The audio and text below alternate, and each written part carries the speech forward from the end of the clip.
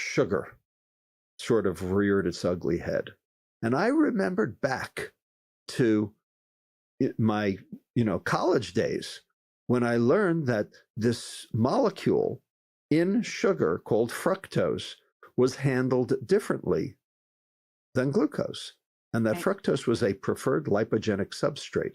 It made fat in the liver. And when your liver gets fatty, and everyone now has fatty liver, 45% of American adults now have fatty liver. When your liver gets fatty, your pancreas has to make extra insulin to make the liver do its job. And that's the reason why everyone has high insulin. So that then said to me, all right, it's the food. It's not the patient, it's the food. And that's when I made that YouTube video in 2009. And I've been, so that was my aha moment. That was my, sort of awakening, if you will. I would say you were pretty fearless. And one of the things that really struck me, even 13 years ago, and you were talking about your daughter in kindergarten. I mean, so I kind of got a phase of where you were in your career, and you were pissed.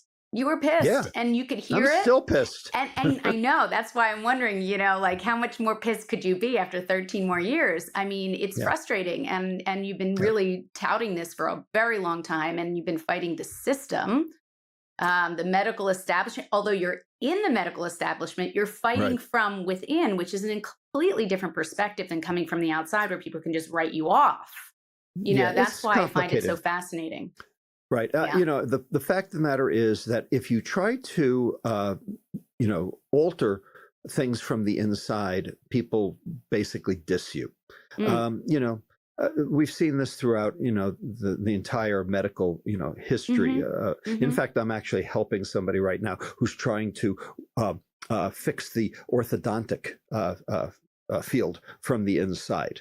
You make a lot of enemies. There's no question about it. On the other hand, you have to maintain your credibility.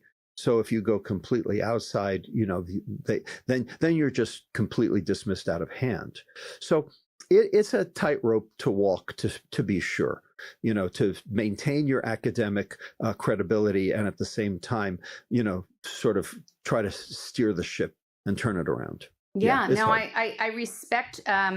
As I'm coming through this field, I'm a little younger than you, not that much younger, but younger than you. And I'm starting to, with the environmental health world and the endocrine disruptors and all the people that I work with, that, it's an uphill battle. And I don't know if I'm really in the system academically. Personally, I'm an outside physician, but I also have the freedom to speak a lot more freely than I would perhaps if I was in a conventional rrheumatology practice or work for a hospital system. And I think that's the challenge is how much freedom do you have to say the truth, and, it's an interesting position.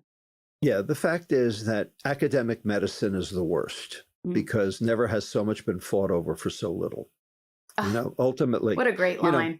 Washington, it's power, and Wall Street, it's money, but, in academic medicine, it's credit. Really? Credit.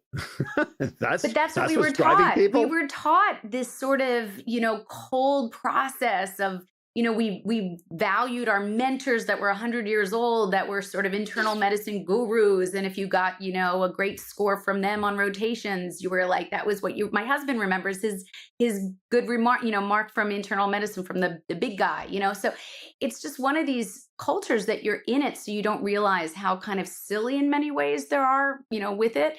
And I think it takes a strong person to really see something outside of it and be able to, to not go along. Although people, their salaries are paid, by these groups. They're passed out, you have to think, I got to put my kid through college and I have to, pay for braces. So, it's just one of those things where it's always a challenge of integrity, time, effort, and finances, right? Well, yeah, exactly. And, there were times in my career when I was worried about that. I'm not going to tell you I didn't. But, what I did was I stuck to the science. Yeah. Okay. Yeah. I made sure that everything that I said, everything I wrote, everything I did was eminently defensible with the science. And in doing so, I've been able to, shall we say, quote, keep my nose clean, at least from an academic standpoint. Now, I will tell you, I have colleagues who, they've done the right thing, and they've still gotten cold on the carpet.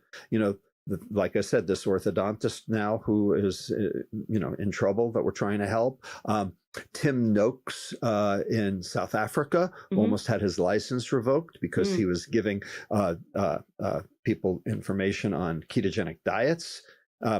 Gary Fettke in Australia, who was an orthopedic surgeon, who basically was, he himself had a pituitary tumor that he was able to stop growing on a ketogenic diet. And so he was advocating ketogenic diets for some of his patients, and he got brought up on charges. Evelyn Bordeaux-Roy in Quebec, same thing. So this is happening, inappropriately to various physicians who are trying to do the right thing. Right. And, the fact is that the establishment cannot defend its current stance because everybody is sick.